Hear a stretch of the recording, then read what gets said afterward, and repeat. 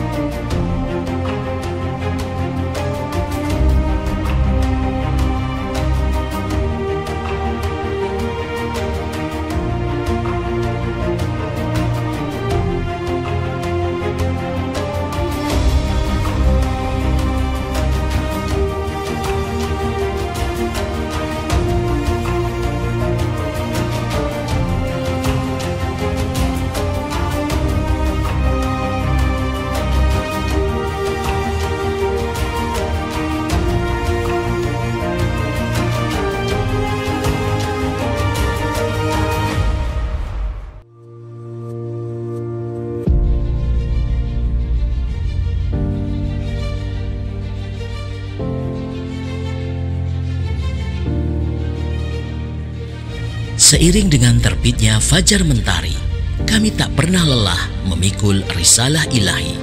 Kami jelajahi Nusantara, mengetuk pintu-pintu masjid, membersamai para jamaah Jum'ah, menyibak segala peristiwa yang syarat dengan polusi kemunafikan yang beredar telanjang bulat di depan mata.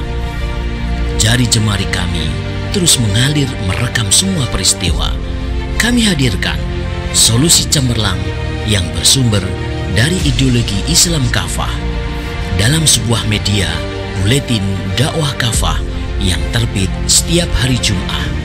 Sebuah buletin yang inspiratif, ideologis, mengupas berbagai persoalan dari sudut pandang Islam, menambah romansa keberkahan di hari Jumat Anda.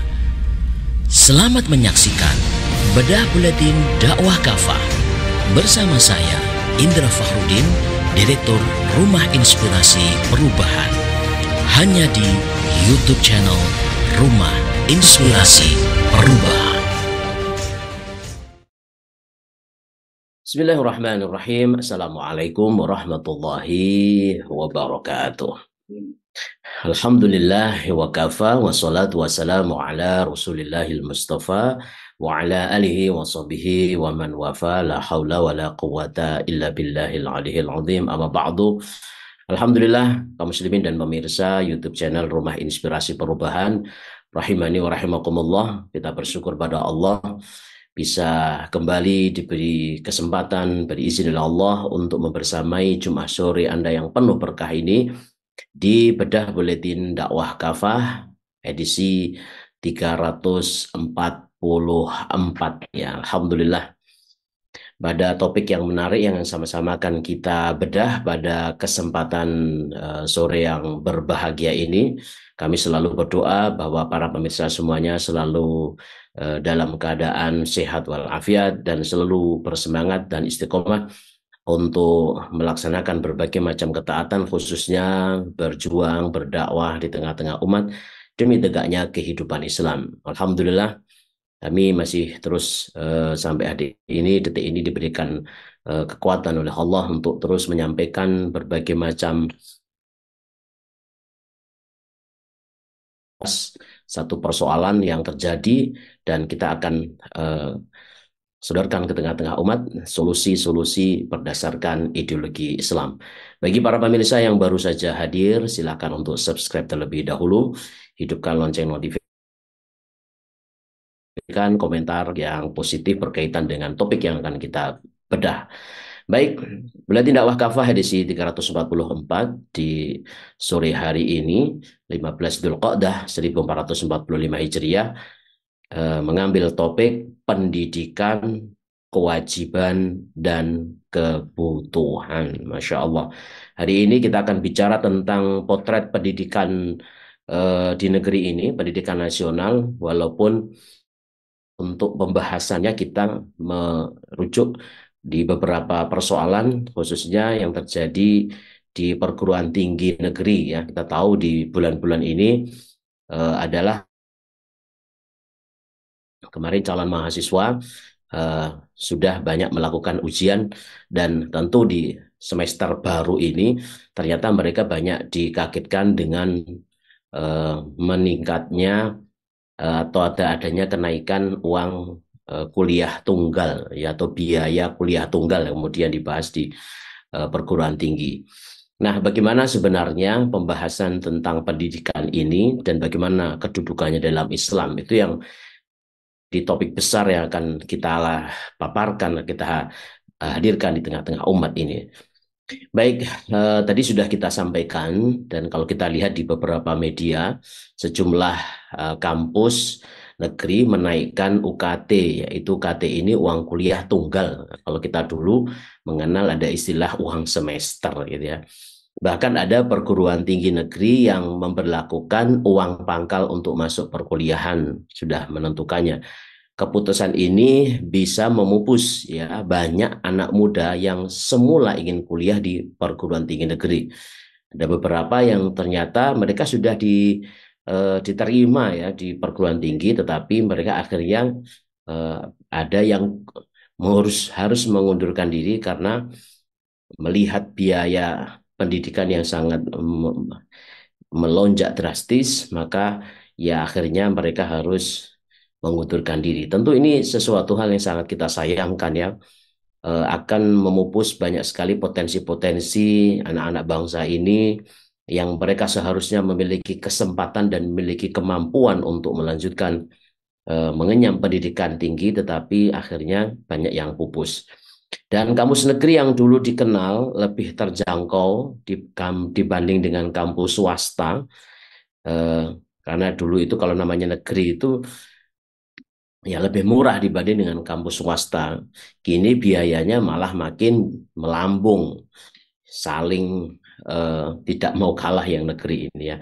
Sejumlah mahasiswa kampus negeri juga terancam tidak bisa melanjutkan perkuliahan mereka, merasa ya sekali lagi tidak mampu mengikuti kenaikan uang kuliah.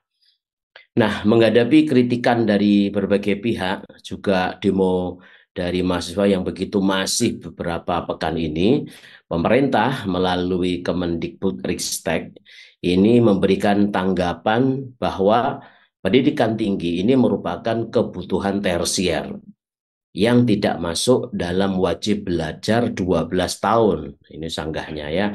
Pendidikan wajib Indonesia yang dicanangkan ini hanya 12 tahun, yakni dari SD, SMP, dan SMA.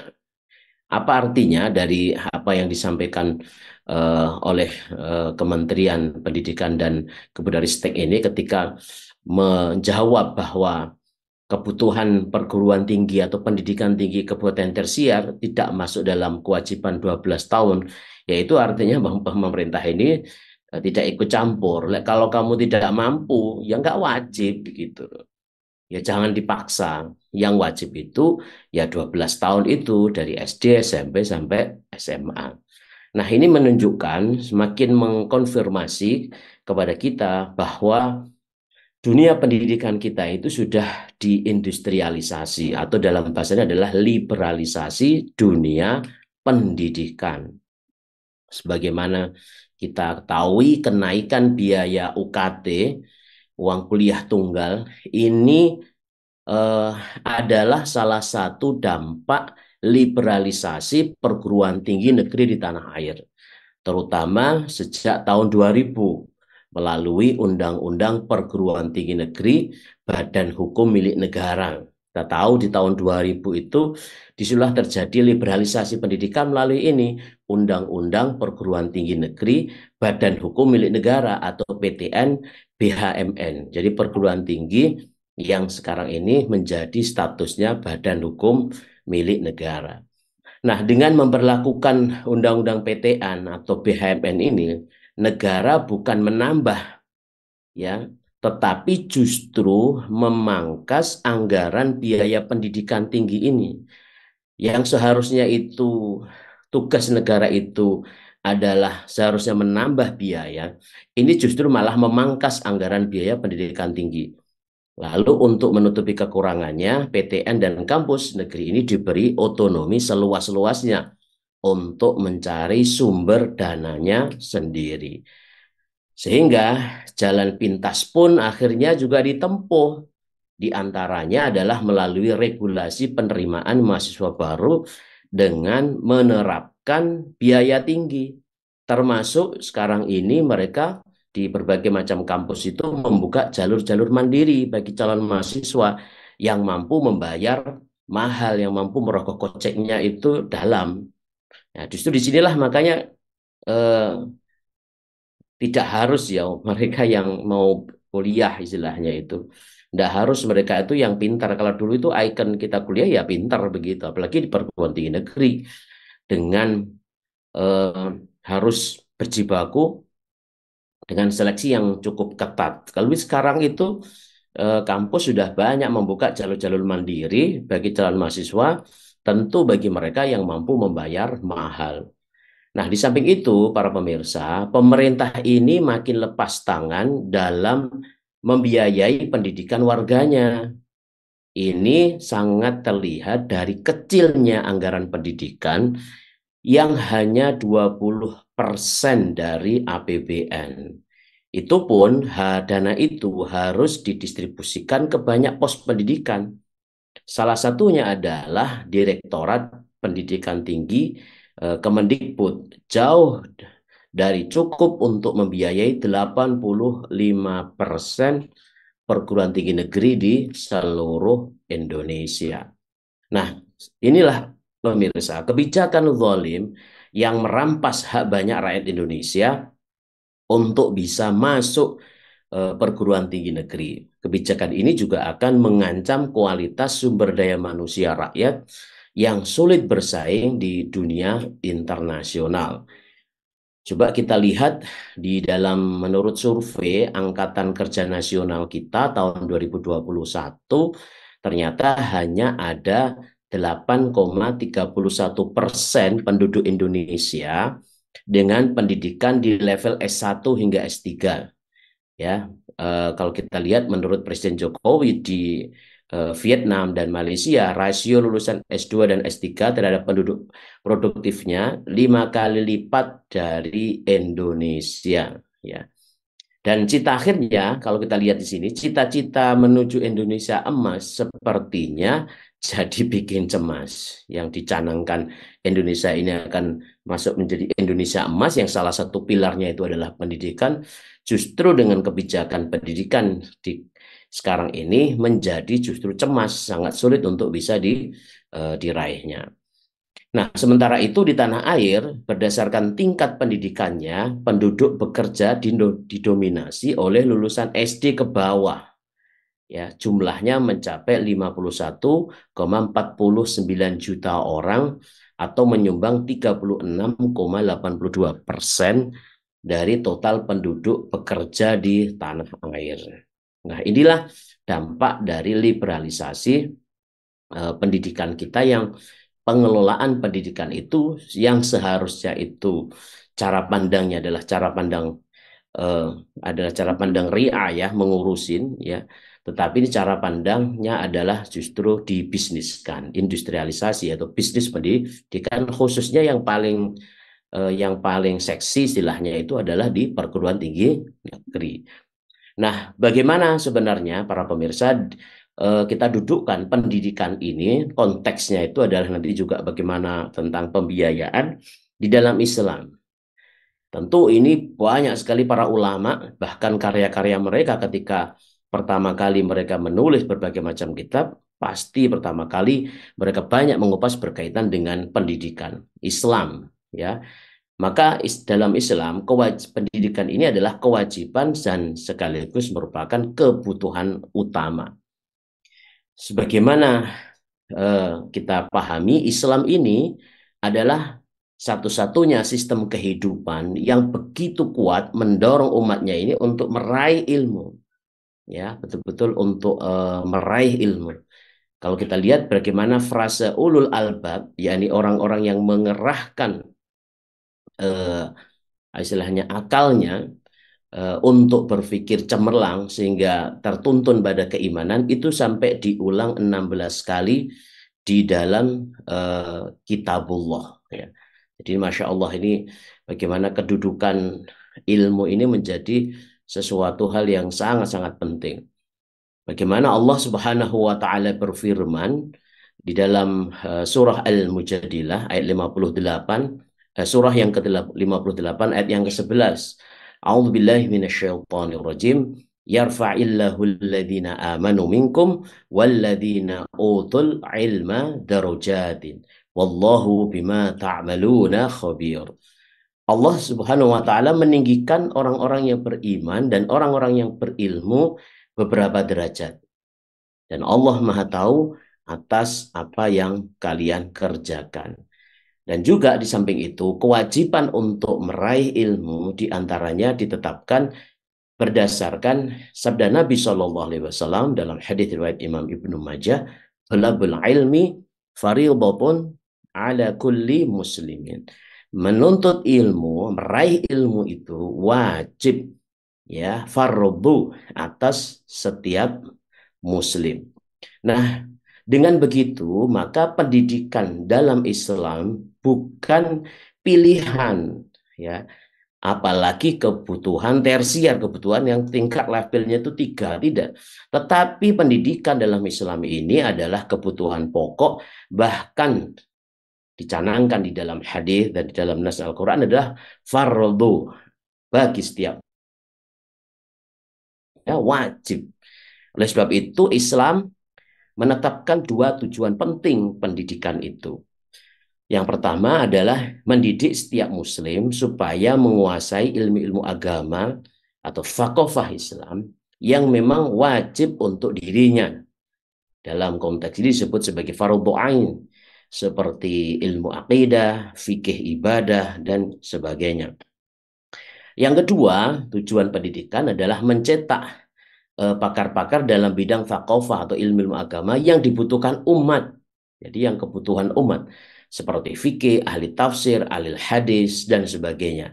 Maka dalam ini hukumnya adalah fardhu kifayah.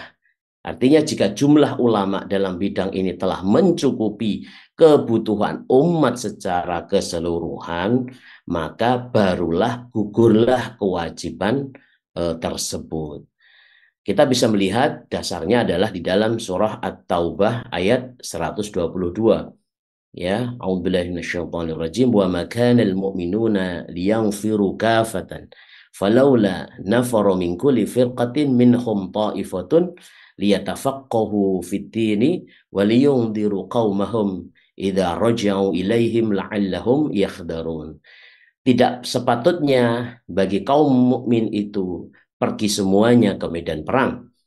Mengapa tidak pergi dari tiap-tiap golongan di antara mereka itu beberapa orang untuk memperdalam pengetahuan mereka tentang agama dan untuk memberikan peringatan kepada kaumnya jika mereka telah kembali supaya mereka itu dapat menjaga diri mereka. Maka inilah yang difahami oleh kaum muslimin, oleh para sahabat, bahwa kewajiban jihad mereka itu tidak mengurangi kewajiban mereka tetap untuk menuntut ilmu, sehingga Rasulullah memberikan mekanisme itu supaya para sahabat berperang dan mereka juga tetap mendapatkan ilmu dari para sahabat yang saat itu tidak ikut berperang, sehingga bisa disampaikan kepada para sahabat. Maka termasuk di dalam fardu kifayah ini adalah juga mencetak para sains dan teknologi yang dibutuhkan oleh umat. Ya, bagaimana para ulama ini bersepakat akan hukum ini, ya. Jadi berkaitan dengan teknologi sains ini, apalagi kalau kita lihat dari sejarah, peletakan dasar ilmu pengetahuan dalam konteks ini sains itu adalah dari ulama-ulama kaum muslimin. Maka ini juga merupakan fardu kifayah karena ini sangat dibutuhkan oleh umat. Di antaranya juga dijelaskan oleh Al-Imam Al-Ghazali dalam kitabnya Ihya Ulumuddin. Nah, begitu juga keberadaan ahli di bidang kedokteran, farmasi, kimia, nuklir, dan sebagainya. Ini adalah kebutuhan vital bagi umat. Jika jumlahnya belum mencukupi, ya, maka berdosalah kaum muslimin secara keseluruhan. Dalil bahwa kaum muslimin membutuhkan pakar di bidang sains dan teknologi ini adalah kebijakan Nabi SAW yang saat itu pernah mengutus Urwah bin Mas'ud dan Ghilan bin Salamah radhiyallahu anhu untuk mempelajari cara membuat dababah, jadi sejenis alat perang di zaman dahulu, dan manjanik, yaitu pelontar batu yang cukup besar. Nah, dengan demikian, pendidikan di dalam Islam ini merupakan kewajiban sekaligus kebutuhan bagi umat. Pendidikan telah diwajibkan oleh syariah dan juga merupakan kebutuhan yang sangat vital untuk menyelesaikan berbagai persoalan kehidupan kaum muslimin, baik itu dalam urusan agama ataupun juga di dalam urusan dunia.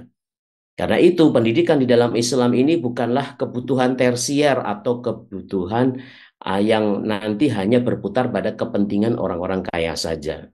Oleh sebab itu, maka disinilah Islam akan mengatur bagaimana sistem pembiayaan pendidikan. Ya, pembiayaan pendidikan dalam Islam itu bagaimana? Tentu ini sangat berbeda dengan rule atau aturan main dalam sistem kapitalisme. Sebagaimana juga kita ketahui, sistem kapitalisme ini menjadikan pajak ini sebagai salah satu sumber utama pembiayaan pendidikan. Di sejumlah negara kapitalis, pendidikan bisa gratis hingga perguruan tinggi karena pemerintah memungut pajak yang tinggi dari rakyat. Namun ada juga yang tidak sepenuhnya gratis sehingga rakyat harus membayar mahal untuk bisa masuk ke perguruan tinggi. Bahkan di Amerika Serikat, banyak mahasiswa terjerat utang karena pinjaman dari bank. Jadi ada student loan untuk biaya kuliah. Sebagaimana diinformasikan dalam majalah Ekonomi Forbes dalam tahun 2019, pada tahun 2019, ini melaporkan ada 44 juta mahasiswa perguruan tinggi terjerat utang dengan total nilainya itu 1,5 triliun dolar. Besar sekali ya. Maka disinilah di dalam Islam, negara tidak boleh membebani rakyat dengan pajak, termasuk untuk membiayai pendidikan warganya.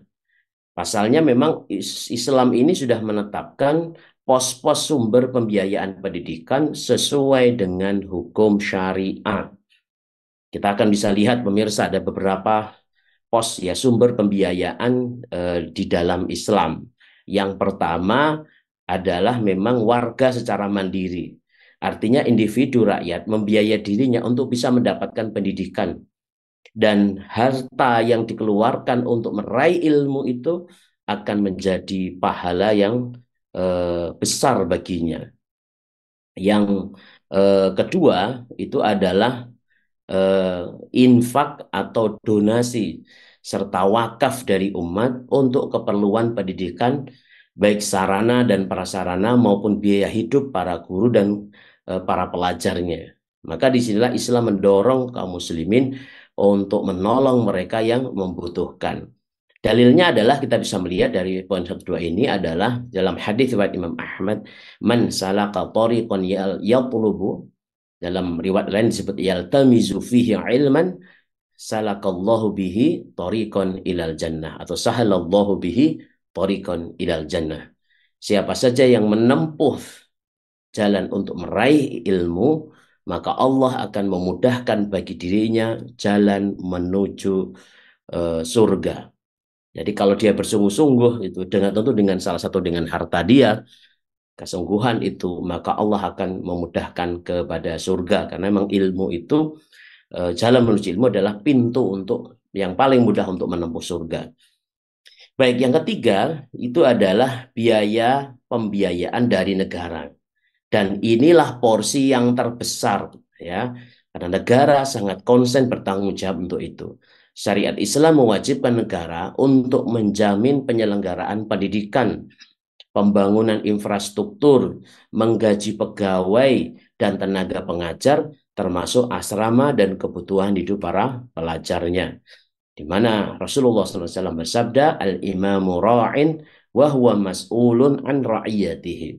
Seorang penguasa, imam atau khalifah itu adalah pengurus rakyat dan dia bertanggung jawab atas rakyat yang dia urus. Riwayat hadis Al-Bukhari dan Imam Muslim. Nah, oleh sebab itu syariah Islam ini menetapkan ya bahwa negara ini memiliki sejumlah pemasukan untuk menempuh pemenuhan kebutuhan pendidikan itu, pemirsa. Di antaranya adalah dari pendapatan kepemilikan umum seperti tambang, mineral, dan migas. Negara dalam hal ini juga masih mendapatkan pemasukan dari kharaj, ya, jizyah, infak, sedekah, dan sebagainya. Seluruhnya ini bisa dialokasikan oleh khalifah untuk kemaslahatan umat, termasuk pembiayai pendidikan. Nah, oleh sebab itu kami ingin menyampaikan kepada kaum muslimin semuanya bahwa sejarah benar-benar telah mencatat, memperlihatkan bagaimana kejayaan pendidikan Islam dari berbagai aspeknya, khususnya sepanjang era khilafah Islam. Islam bukan saja menghasilkan para ulama dan ilmu agama, tetapi juga ilmuwan yang karyanya dikagumi dan betul-betul menginspirasi dunia barat hingga sekarang ini. Misalkan dunia Islam di masa kekhilafan Islam juga syarat bukan saja dengan lembaga-lembaga pendidikannya saja, tetapi juga perpustakaan umum yang penuh dengan karya para ulama dan ilmuwan. Sebagai contoh saja, misalkan perpustakaan Darul Hikam di Kairo ini berisi 2 juta judul buku ya pada saat itu ya. Sedangkan perpustakaan kalau kita bandingkan ya, perpustakaan di Canterbury ya terbilang paling lengkap saat itu pada abad ke-14 hanya memiliki 1,8 ribu judul buku. Jauh sekali jika dibandingkan dengan Darul Hikam di Kairo. Maka kejayaan ini terutama di bidang pendidikan ini terwujud karena memang umat Islam dan negara ini betul-betul setia menjalankan syariah Islam, termasuk penyelenggaraan pendidikan sebagai pelayanan untuk umat seluas-luasnya hingga jenjang ke pendidikan tinggi. Khilafah Islam akan menjadikan umat ini sebagai kekuatan adidaya dan tidak tergantung apalagi ditekan oleh negara-negara lain seperti sekarang ini. Semuanya hanya bisa terwujud jika umat ini mendapatkan pendidikan yang berkualitas. Yang terakhir dalam lembar hikmah buletin ini, Rasulullah Shallallahu Alaihi Wasallam bersabda dalam hadis riwayat Imam Al-Hakim, "Man talaba ilma yubahi bihil ulama." Barang siapa yang meraih ilmu hanya untuk bersaing dengan para ulama, ya, au yumari bihi sufaha, atau untuk berdebat dengan orang-orang bodoh, au yasrifu a'yunin nasi ilaihi tabawwa'a maqhaduhu minan nar, atau supaya bisa dipandang oleh manusia, maka silahkan ia mengambil tempat duduknya di neraka. Alhamdulillah min dzalik. Baik, alhamdulillah para pemirsa YouTube channel Roma Inspirasi Perubahan, Fakir sudah menyampaikan secara keseluruhan isi dari Buletin Dakwah Kafah hadis 344 ya, pendidikan merupakan kewajiban dan kebutuhan. Baiklah, marilah sejenak kita ikuti jeda berikut ini.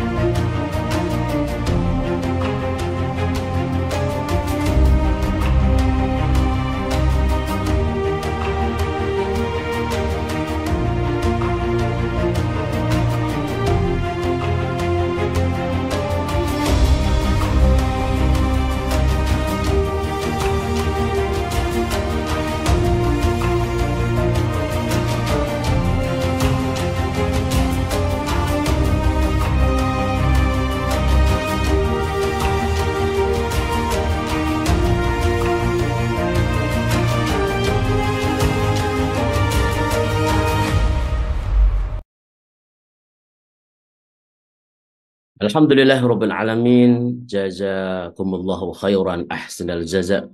Dihaturkan kepada para pemirsa dimanapun juga berada yang masih membersai kami di Jumat sore ini di Bedah Buletin Dakwah Kafah edisi 344. Kita menyodorkan solusi dan satu gambaran ya bagaimana pendidikan di dalam Islam ya tentu dengan penjelasan secara global bahwa di dalam Islam pendidikan ini adalah kebutuhan yang sangat penting, vital, bahkan dikatakan di dalam sebuah hadis tadi adalah wajib ya fardhu ala kulli muslim. Maka ketika ini pendidikan ini dalam Islam menempati posisi yang sangat tinggi, al-ilmu qabla kulli syai', bahwa ilmu itu sebelum segala sesuatunya dan merupakan pondasi amal kita dan menjadi hal untuk menyelesaikan berbagai macam persoalan-persoalan kehidupan kita yang berbasis dari ilmu ataupun apalagi dari thaqafah Islam, maka negara sangat konsen ya berkewajiban untuk betul-betul menyelenggarakan, melayani, dan termasuk di dalamnya adalah pembiayaan dalam pendidikan. Toh nanti ketika negara ya dalam konteks Islam ini sungguh-sungguh mereka dalam konsen terutama pembiayaan dalam pendidikan ini, sehingga seluruh warga negara, terutama yang Muslim, mereka itu mendapatkan pendidikan yang layak, sehingga sumber daya manusianya akan berkualitas. Ketika sumber daya manusianya berkualitas, yang diuntungkan itu adalah negara. Ketika sumber daya manusianya, terutama adalah thaqafah Islamnya, meningkat, maka kualitas indeks kualitas penduduk ini juga akan meningkat. Kesejahteraan juga akan meningkat, ya. Sehingga ini juga sangat berkorelasi juga dengan turunnya tingkat kriminalitas yang terjadi. Karena kita pahami di berbagai edisi kita juga paham bagaimana siklus penyakit sosial yang terjadi, apakah kriminalitas, apakah perjudian online yang itu riba. Ini didasari karena rendahnya sumber daya manusia mereka yang itu berakibat kepada rendahnya kualitas hidup mereka. Maka Islam sekali lagi kenapa Allah Subhanahu wa taala mendesain kehidupan ini yang memang Allah lah yang sebagai Al-Hakim yang menciptakan kita yang paling tahu ya menjadikan kewajiban pendidikan ini pada garda yang terdepan. Supaya apa? Untuk meningkatkan sekali lagi kualitas hidup kita. Baik, saya kira demikian. Semoga dengan solusi yang kita berikan ini sebagai kontribusi besar kita untuk mendidik umat bahwa Islam ini bukan hanya sekedar agama ritual, tapi Islam ini adalah ideologi atau ideologi yang memiliki aturan-aturan untuk mengatur kehidupan sekaligus menjadi solusi atas berbagai macam problematika kehidupan. Al-Fakir, mohon maaf apabila ada beberapa hal yang kurang berkenan. Kami juga sampaikan jazakallah bagi kru yang bertugas pada kesempatan sore hari ini dan juga kepada pemirsa semuanya jazakumullahu khairan ahsanal jaza. Semoga Allah mempertemukan kita di Jumat sore yang akan datang di pekan depan dalam kondisi yang lebih baik lagi. Astaghfirullahaladzim. Subhanakallahumma bihamdika asyhadu an la ilaha illa anta astaghfiruka wa atubu ilaik. Wassalamualaikum warahmatullahi wabarakatuh.